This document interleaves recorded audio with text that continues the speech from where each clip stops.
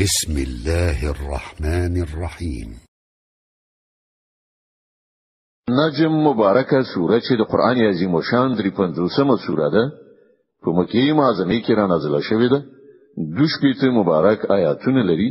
تلاوت او پښتو ترجمه یې لومړی آیت څخه اوري. بسم الله الرحمن الرحیم. د الله په نوم چې ډیر زیات مهربان پورا رحم لرونکی دی. والنجم اذا هوى ما ضل صاحبكم وما غوى وما ينطق عن الهوى. قسم دی په ستوري باندې کله چې هغه پریوت ستاسو ملګری نه بیلاری شوی دی او نه په سرغړاوي سره سم لار پریخي ده. هغه خپل نفسي خواهش نه خبرې نه کوي. ان هو الا وحي يوحى علمه شديد القوى ذو مرة فاستوى وهو بالأفق الأعلى ثم دنا فتدلى فكان قاب قوسين أو أدنى. دا قرآن خو یو وحی ده چې پر هغه نازلیږي. برلاس ځواکمن یعنی جبرائیل علی السلام دته هغه قرآن خو دلته چې د خپل چیرې خاوند دی. نو هغه راغی او د المرخاته پورتنی او افاقو کې ودرید. بیا نږدې راغی او پاس ځوړن شو. تر دې پورې چې د دوه لیندیو برابر یا لدینه څخه کومه فاصله کې محمد ته نږدې پاتې شو. فأوحى إلى عبده ما أوحى. هله نو هغه د الله بنده ته وحی ورسوله هر وحی چې هغه ته رسیدونکی و. ما كذب الفؤاد ما رأى. سترګو چې څه ولیدل زړه په هغه کې دروغ ګډ نه کړ. أفتمارونه على ما يرى. نو آیا تاسو په هغه شی باندې له هغه سره شخړه کوي چې هغه په سترګو ویني؟ ولقد رآه نزلة أخرى عند سدرة المنتهى عندها جنة المأوى. بشک چې د یو بل وار هم جبرائیل پر راکته کې دلو لیدلیو د سدرة المنتهى سره هغه ځای چې نږدې ته د مسلمانانو د اوسېدو جنت دی. إذ يغشى السدرة ما يغشى ما زاغ البصر وما طغى لقد رأى من آيات ربه الكبرى. هغه وخت کې پر سدره باندې غوړېدل هغه څه چې غوړېدل د هغه محمد سترګې ونه ګرځېدلې او نور شیانو ته یې ونه کتل او هغه د خپل پروردګار لوی نښانې ولیدلې. أفرأيتم اللات والعزى ومناة الثالثة الأخرى. اوس لګوي تاسو کله د دغه لات او د دغه عزا او د دریم دغه بل بوت منات پر حقیقت باندې څه غور کړی دی؟ ألكم الذكر وله الأنثى. آیا زامن ستاسو لپاره دی او لونی د خدای لپاره؟ تلك إذا قسمة ضيزى. دا خو ډیر نه حق او غیر عادلانه ویشل شو. إن هي إلا أسماء سميتموها أنتم وآباؤكم ما أنزل الله بها من سلطان إن يتبعون إلا الظن وما تهوى الأنفس ولقد جاءهم من ربهم الهدى. په اصل کې دا هیڅ نه دی مګر فقط څو نمونه چې تاسو او تاسو پلان نیکی دي. الله د دوی لپاره کوم سند نه دی نازل کړی.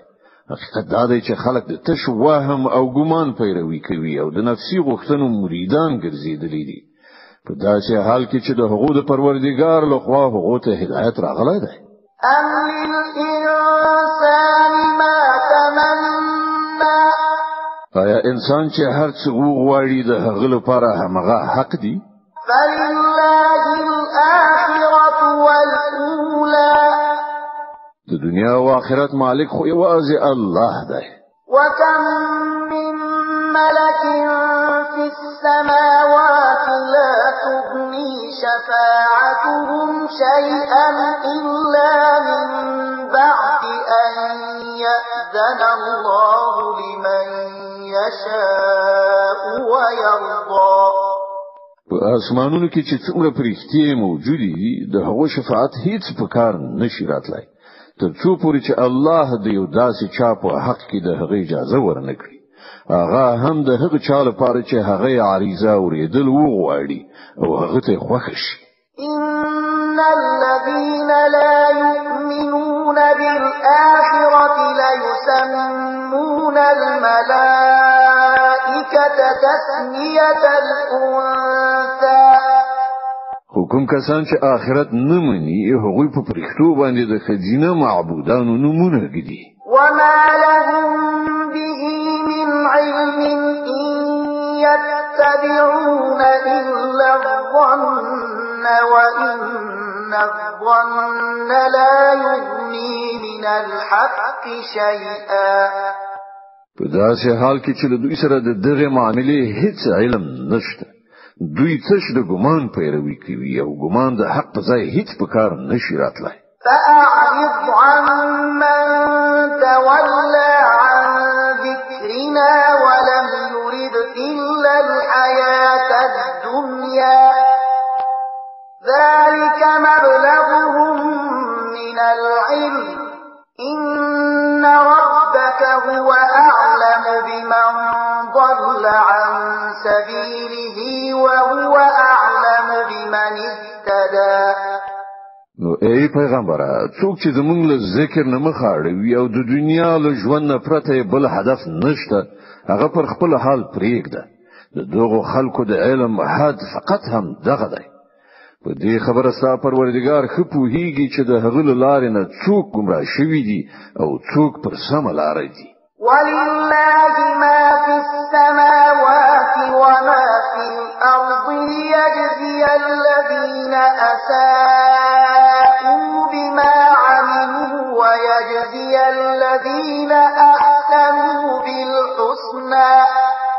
او د زمکه او اسمانونو مالک هم دا الله دی ترڅو الله بدی کوونکو ته د هغو د عمل بدله ورکړي او هغو کسانو ته ښه مکافات ورکړي چې هغوی خیر او غوړه کړی ده.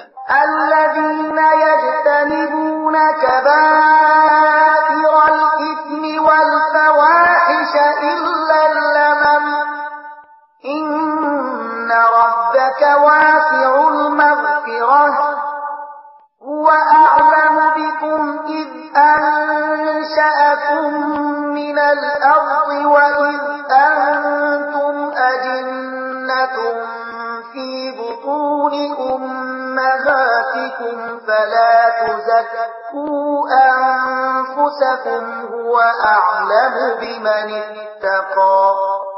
هغه کسان چې لوی ګناهونو او ښکارا څرګندو ناوړو افعالو څخه ډډه کوي مګر دا چې څه قصور یعنی کوچنی ګناه ترې نه صادره شي په دې کې شک نشته چې ستاسو پروردګار د بخښنې لمن ډیره پراخه ده. هغه پر تاسو له هغه وخت نه ښه پوهیږي چې کله هغه لزمکه نه تاسو پیدا کړی او کله چې تاسو لا د خپل میندو په ګیړو کې خام ماشومان یعنی د جنین په توګه وي نو د خپل نفس د پاکۍ دعوا مکوي. هغه ډیر ښه پوهیږي چې رښتینی پرهیزګار څوک دی.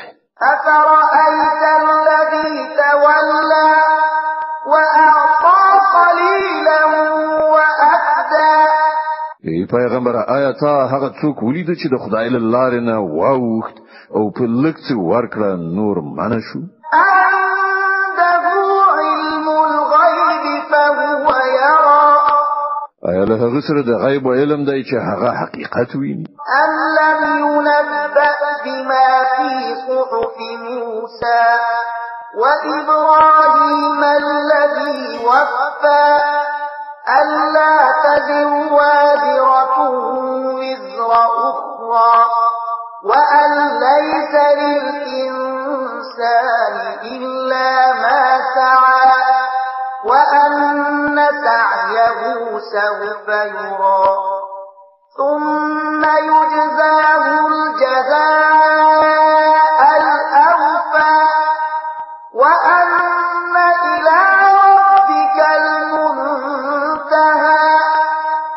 وأنه هو أضحك وأبكى وأنه هو أمات وأحيا وأنه خلق الزوجين الذكر والأنثى من نطفة إذا تمنى آیا هغه ته د هغو خبرو څخه خبر نه دی رسیدلی چې د موسی په صحیفو او د هغه ابراهیم په صحیفو کې ویل شوي دي چې ژمنه یادا کړه دا چې هیڅ پیټه اخیستونکی به د بل پیټه وانخلي او دا چې د انسان لپاره هیڅ نشته مګر هغه چې هغه سایه کړی ده او دا چې د هغه د سایه حاصل به ډیر ژر ولیدل شي او د هغه پوره بدله به هغه ته ورکړل شي او دا چې په پای کې ورتګ ستا همدا پروردګار ته دی او دا چې همغه تعالی وخندول او همغه وژړول